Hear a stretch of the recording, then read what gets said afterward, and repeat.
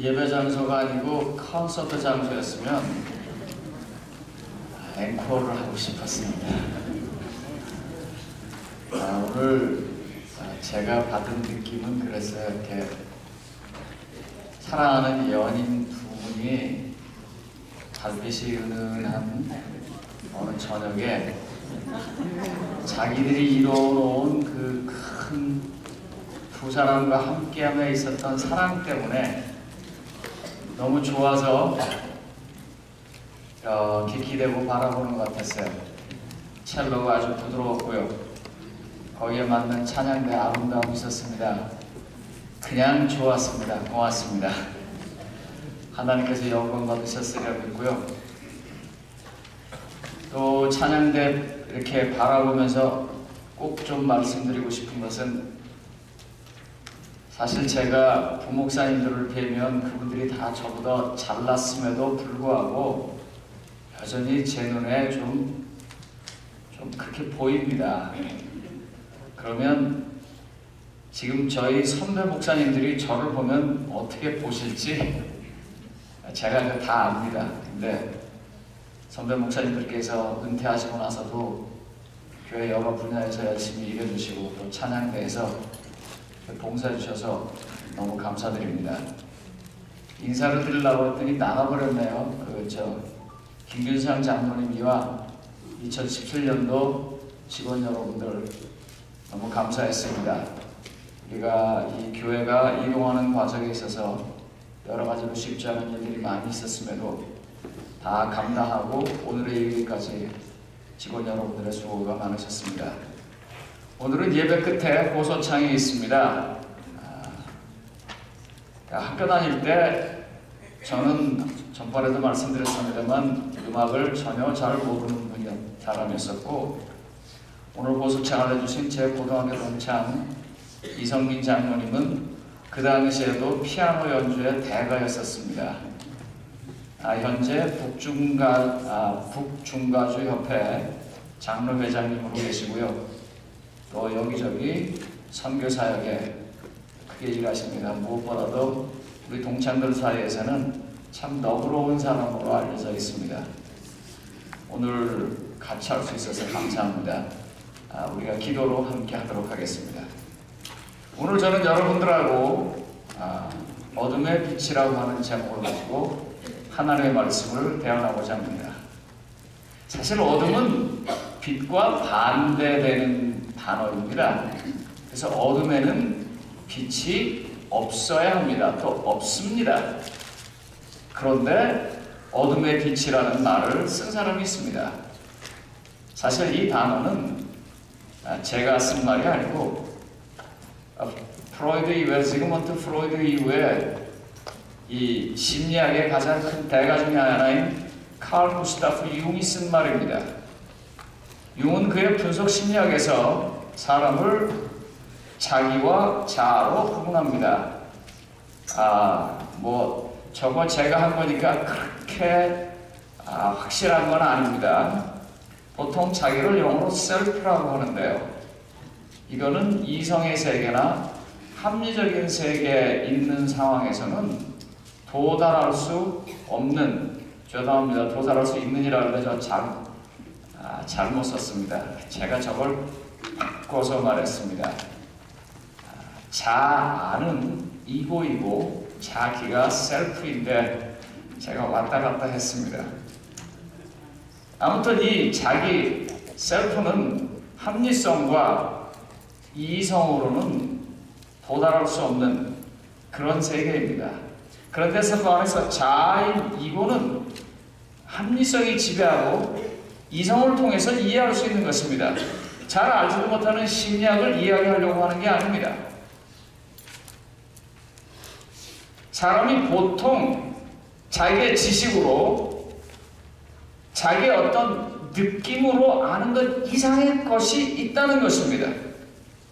융은 그것을 무의식, 내면의 밑바닥 깊이 있는 무의식의 세계라고 말하는데, 저는 오늘 그 얘기를 하려고 하는 것이 아닙니다. 우리가 세상을 살아가면서 어두울 때가 너무 많습니다. 2017년을 돌아보면 성도님들은 한 해를 어떻게 정의하시겠습니까? 아유, 올해 그래도 내가 집을 샀지? 아니야, 그래도 우리 아들이 이번엔 결혼을 했어. 이런 좋은 일이 있으신가 하면 정말 2017년 한 해 생각만 해도 끔찍하다. 내가 교회에서 왜 그런 소리를 들어야 해? 그 사람은 왜 그런 거야? 나는 왜 이렇게 아팠어? 어느 쪽이십니까? 우리가 보낸 2017년이라는 시간을 정한다면 뭐라고 하시겠습니까? 나쁘셨어요? 아니면 좋으셨어요? 기쁘셨어요? 아니면 억울하고 불행하셨어요? 어느 쪽입니까?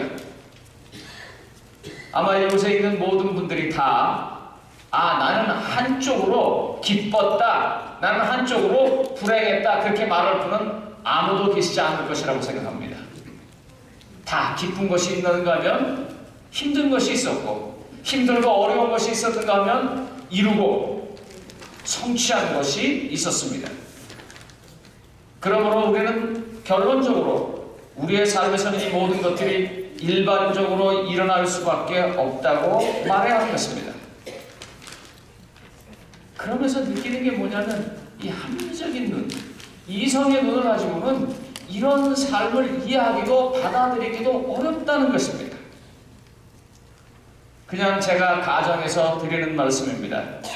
착하기만 한 그 남편이 왜 비극적인 사고로 죽어야 했는지, 그렇게 헌신하면서 살았던 내 딸이나 내 아들이, 아니면 내 오빠나 누나가 왜 그 못된 배우자를 만나서 이혼을 당해야 했는지, 왜 효성스러운 내 아들이나 딸은 그렇게 열심히 살았는데도 중병에 걸려야 했는지, 이런 것들은 우리의 삶에 늘 있는 것이며, 이런 것들은 소위 합리적인 눈으로는 도무지 이해할 수 없는 것입니다. 이성을 가지고는 이런 것들을 받아들일 수 없는 것입니다. 그래서 이런 걸 우리는 어둠이라고 말합니다. 절망이라고 말합니다. 막혔다라고 말합니다. 그런데 이 어둠 속에서도 어둠만이 아니라 빛이 있는 것을 볼 수 있는 사람들이 있습니다. 또 보아왔습니다. 구태여 이런 사실을 성경에서 찾아본다면 바로 이런 것입니다. 사도행전 6장 15절입니다. 사도행전 6장 15절에 성경은 이렇게 말합니다.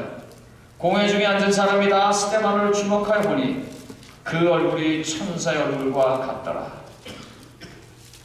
스데반은 이제 곧 돌이 날라오게 되어 있습니다.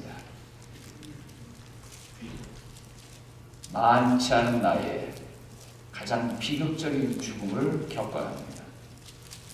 그런데 사람들이 그가 온전히 어둠일 것이라고 생각을 했는데, 그에게는 아무것도 좋은 것이 없을 것이라고 생각했는데, 그의 얼굴을 보니까 거기에 천사의 얼굴이 보였습니다. 어둠의 빛인 것입니다. 누가복음 23장 46절과 47절은 다시 이렇게 말합니다. 예수께서 큰 소리로 불러 이르시되 아버지 내 영혼을 아버지 손에 부탁하나이다 하고 이 말씀을 하신 후 숨지니라. 그랬더니 백부장이 그 된 일을 보고 하나님께 영광을 돌려 이르되 이 사람은 정녕 의인이었도다라고 고백합니다. 결혼도 하지 못한 남자, 사람들에게 한 일이라고는 병을 고쳐줬고 아름다운 설교를 했고 위로를 했고 심지어는 죽은 사람을 살리기까지 하는 수많은 기적을 베풀었음에도 불구하고 두 명의 죄인들 사이에 서서 억울하게 죽어가는 사람이 어둠입니다. 절망이지요. 벽처럼 막혀있는 것입니다. 그런데 누군가가 그 사실을 보면서 그는 진실로 하나님의 아들이었도다, 그는 진실로 의인이었도다, 그야말로 하나님이다라고 하는 고백이 왜 나옵니까? 어둠 속에서 빛이 보였기 때문입니다. 오늘 저는 설교의 목표를 이렇게 잡았습니다. 이 하나의 마지막 안식일에 삶과 죽음, 기쁨과 슬픔, 인간에게는 이해되어지는 일들과 이해되어지지 않는 일들, 그 많은 것들이 현실 속에서 계속 다가와서 그것으로 꽉 차진 한 해를 보내면서 과연 하나님은 어디 계시는가? 아니, 더 정확하게 말하면 그럴 때 나는 하나님을 어디에 모셨는가? 그것을 다시 한번 깨우치게 하고 찾아보게 하려고 설교의 목표를 잡았습니다. 그래서 이와 같은 목표를 이루고자 잡은 본문이 오늘 요한복음 21장 15절입니다. 요한복음 21장 15절 말씀을 읽겠습니다.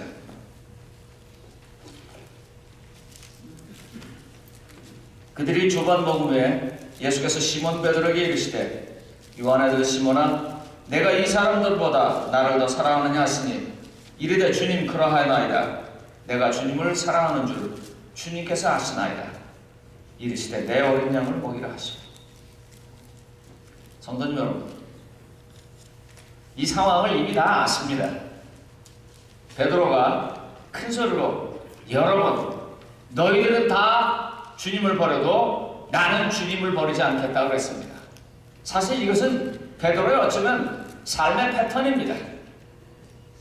첨벙거리고 물가에도 먼저 들어가고 칼을 뽑아들고 말고의 귀를 치기도 하고 항상 그렇습니다. 그런데 베드로는 어떻게 보면 영어로 말하면 어트가 없어요.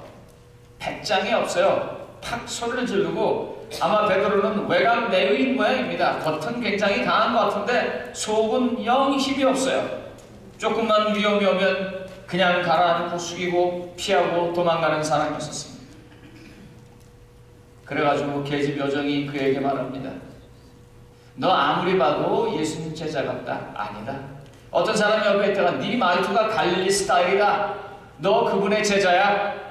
그랬을 때 그는 심지어 뭐라고 말하냐면 나는 그 사람이 누군지 모른다라고 말합니다. 내 말하는 것이 무엇인지도 모른다라고 말합니다. 그리고 닭이 3번 울고 베드로는 슬피 그 장면을 떠나갑니다.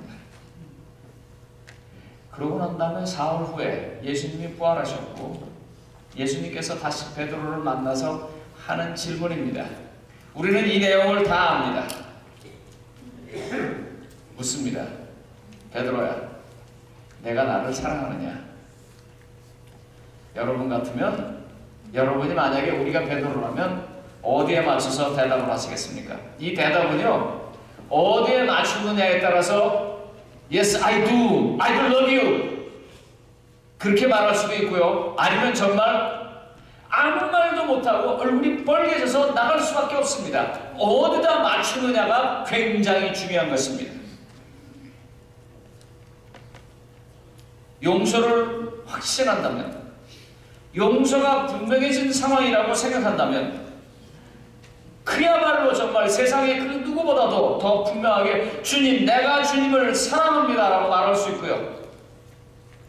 그의 잘못이 크게 보이고 아직도 그 잘못에서 헤어나지 못했다면 아주 난감한 상황으로 더 이상 어떻게 할 수가 없어서 그 자리를 떠날 수밖에 없는 상황입니다.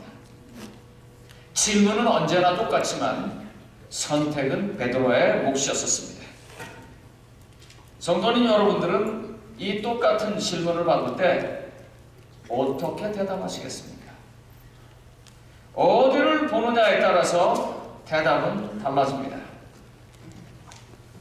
우리가 하나님께 하나님의 사랑을 바라보면 내가 사랑합니다라고 당당하고 자신있게 말하지만 내 잘못을 바라보면, 내 문제를 바라보면 우리는 고개를 숙이고 떠날 수밖에 없습니다. 그래서 제가 베드로의 삶을 좀 뒤집어 봤습니다. 마가복음 16장 7절입니다. 마가복음 16장 7절. 가서 그의 제자들과 베드로에게 이르기를 예수께서 너희보다 먼저 갈릴리로 가시나니 전에 너희에게 말씀하신 대로 너희가 거기서 배우리라 하라 하는지라. 한 청년으로 표현된 하나님의 천사가 무덤가에 찾아온 여인들에게 한 말입니다. 주님은 벌써 부활하셨고 주님은 벌써 말씀하신 대로 갈릴리로 갔으니까 제자들에게 그리로 오라고 해라. 그렇게 말해도 되는데 예수님께서 굳이 그 천사에게 뭐라고 시켰냐면 제자들과 베드로라고 딱 찍어서 얘기를 했습니다. 베드로가 이 말을 어떻게 받아들여야 하나요? 누가복음 22장 31절로 32절입니다. 누가복음 22장 31절로 32절. 시몬아 시몬아 보라, 사단이 너희를 밀가부로 타려고 여호와했으나 그러나 내가 너희를 위하여 내 믿음이 떨어지지 않기를 기도하였느니 너는 돌이킨 후에 내 형제를 굳게 하라. 겟세마네 동산에서 졸고 있는 베드로를 향해서 예수님께서 하신 말씀, 만약에 베드로가 이 말을 기억했더라면, 이 말을 자기 속에 두었더라면 제자들과 함께 베드로를 데리고 오라 하는 말이 그에게는 구원의 복음입니다. 그에게는 위대한 초청입니다. 그건 정말 사랑의 표현이에요. 그는 모든 걸 두고 달려가야만 할 것입니다. 성도님 여러분, 여기에 초점을 맞추시겠습니까? 그런데 말해서 만약에 베드로가 누가복음 22장 36절로 56절로 60절에 있는 말씀처럼 베드로가 부인하여 이르되 이 여자야 내가 그를 알지 못한다라, 베드로가 이르되 나는 내가 하는 말을 모른다 하는 그 말에 아직도 그가 살아있다면 그는 이 예수님의 질문 앞에 정말 할 말이 없을 겁니다. 한 번도 아니고 3번씩이나 예수님을 부인한 사람이 내가 나를 사랑하느냐 할 때 무슨 낯이 있어서 내가 주님을 사랑합니다 하겠습니까? 주님 그냥 죽여주십시오, 그 말밖에 할 말이 없을 것입니다. 그런데 이 둘이 다 베드로입니다. 그런데 이 둘이 다 우리입니다. 어느 날은 주님의 사랑에 감격하기도 하고 어느 날은 내 죄 때문에 무너지기도 하고, 그래서 어둠입니다. 그래서 답답합니다. 한 해를 마감하시면서 성경의 질문에 대해서 한번 좀 숙고해 봐 주시기 바랍니다. 오늘의 본문인 요한복음 21장 15절에 베드로야 하는 그 부분을 베드로를 빼고 우리의 이름을 집어넣고 한번 읽어봐 주시기 바랍니다. 속으로 읽어주세요. 제가 읽을 테니까요. 그들이 조반 먹은 후에 예수께서 시몬 베드로에게 이르시되 하는 이 부분에서 그들이 예수께서 오충환에게 이성민에게 이르시되 내가 나를 사랑하느냐는 그 질문 앞에서 어찌 하시겠습니까? 뭐라고 대답하시겠습니까? 제가 잠깐 이 잘 알지 못하는 유흥으로 다시 돌아가 보겠습니다.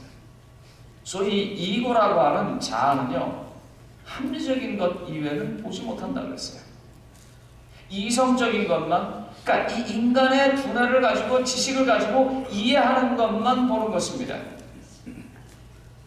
그런데 사람이 어디서 감동받는 줄 아세요? 혹시 여러분들은 그 텔레비전 프로그램에서 달인 프로그램 같은 것들을 보시면서 와 할 겁니다. 빵을 뛰는데 탁탁탁 뛰는데 보니까 어떻게 해요? 다 거의 정확한 무게로 뛰는 것을 보고, 그런 사람들한테 대개 물어보면 그 일을 10년 했습니다, 20년 했습니다.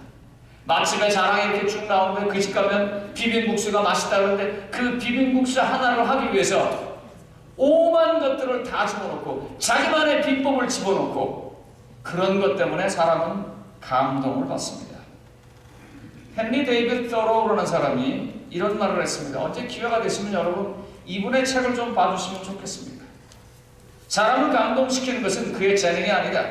사람을 감동시키는 것은 가치 있는 것에 대한 그의 태도이다 그랬어요. 가치 있는 것에 대한 그의 태도이다. 여러분, 사람들이요, 예수님 앞에 절대로 복종하는 것은 그분이 죽은 사람을 살렸기 때문이 아닙니다. 그런 식으로 복종한 유다는 떠났습니다. 보리떡 5개로 5,000명을 먹인 수많은 사람들은 나중에 예수님을 향해서 십자가에 못 박으라는 사람들 중에 된 사람도 있을 것입니다. 사람은요, 재능 때문에 감동받지 않습니다. 사람은 자기가 생각하고 있는 어떤 중요한 가치에 대해서 진정으로 투자하기 시작하고 몰두하기 시작할 때 그런 사람들에게 감동을 받습니다. 하나님은 인간에 대해서 어떤 태도셨습니까? 예수님을 통해서 나타난 하나님은 인간에 대해서 어떤 태도셨습니까?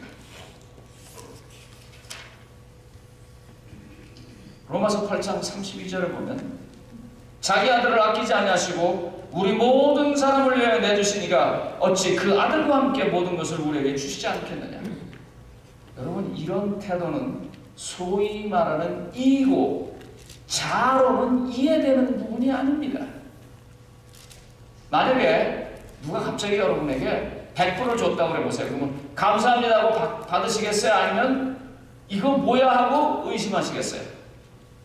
모르는 사람이 준다면 왜 그러지? 만약에 여러분들에게 무슨 체크가 날라왔는데 3불 97점을 준다고 날라왔어요. 뭔가를 보고 디파짓 하면 어떻게 됩니까? 2년 동안 무슨 보험 들은 약정서입니다. 그게. 여러분 다 그런 거 보셨잖아요. 이게 합리적인 세상입니다. 이런 세상에서 자기 돈도 아니고 자기 집도 아니고 자기가 가장 소중하게 생각하는 차라리 자기면 낫을 뻔했는데 자기가 아닌 자기의 아들을 우리를 위해서 주신 그분이 하나님의 태도입니다. 인류를 구원하시겠다고 작정하신 하나님의 열성적인 태도입니다. 하나님은 그리고 말씀하십니다. 아들도 줬는데 뭘 더 내가 주지 않느냐. 이런 걸 안다면 과연 내가 나를 사랑하느냐라고 물을 때 우리는 어느 쪽을 대답해야 할까요? 2017년 한 해를 보면서 어두웠든지 밝았든지 수많은 싫고 좋은 일들이 있었지만 쭉 돌이켜보면 그건 뭐였었습니까? 오늘 찬양대처럼 거절한 것까지라도 그건 감사라고 말할 수밖에 없는 그 고백의 한 해인 것입니다. 사람들은 이런 것들을 자기의 이성과 합리적인 생각으로는 얻지 못합니다. 이런 것들은 정말 하나님 앞에서 그런 내 모든 가치관, 내 모든 실력, 자아가 살아서 결정하는 그런 모든 것들을 다 버려버리고 온전하게 십자가 앞에 자기 자신을 내놓을 때만 바라볼 수 있는 것입니다. 애석하게도 매우 슬프게도 유다는 이걸 못했습니다. 그래서 떠나갈 수밖에 없었습니다.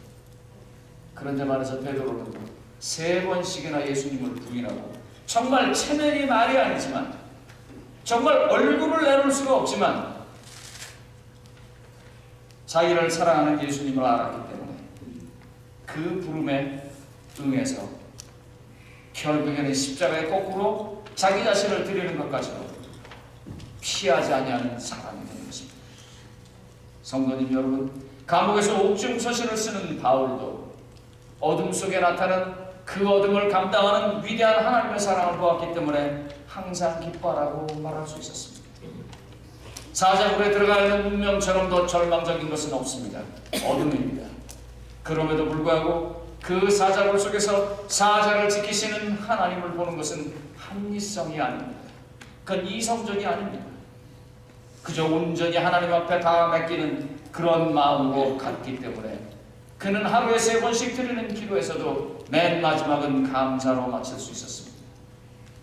우리가 이런 깊은 하나님의 섭리를 합리적이고 이성적인 눈이 아니라 우리의 마음속에서부터는 영혼의 믿음으로 봤다면 어찌 감사하지 않을 수 있을까요? 시대의 소망 713쪽에 베드로에 관해서 이렇게 말하고 있습니다. 비열한 저주의 말이 베드로의 입술에서 바라지며 드높은 닭의 울음소리가 아직도 그의 귀에 울리고 있을 그때, 바로 그때 부주께서는 얼굴이 찌푸린 재판장들로부터 얼굴을 돌려 그분의 가련한 제자를 유심히 바라보셨다. 그와 동시에 베드로의 시선도 주님께 이끌렸다. 그 부드러운 얼굴에서 그는 깊은 동정과 슬픔을 볼 수 있었을 뿐 분노의 그림자는 추호도 없었다. 성도님 여러분, 우리가 실수하고 무너질 때 물론 하나님과 예수님이 슬프십니다. 그러나 그분은 분노하지 않으십니다. 오히려 더 안타깝게 생각하시면서 저번에 손을 하나 내밀었다면 이번엔 손을 둘을 내미실 것이고, 전번에는 그냥 잡으셨다면 이번에는 끌어안으실 것입니다. 그런 하나님의 사랑하에 어둠 속에서도 빛이 보이는 것입니다. 2017년이 비록 어떻게 보내는지는 잘 모르지만 이런 눈으로 바라본다면 우리는 그저 감사할 수밖에 없을 것입니다. 이제 우리 동창께서 나오셔서 하나님께 감사의 찬양을 부를 때 마음에서부터 진심으로 어둠에서라도 비춰지는 하나님의 빛을 꼭 경험하시기 바랍니다.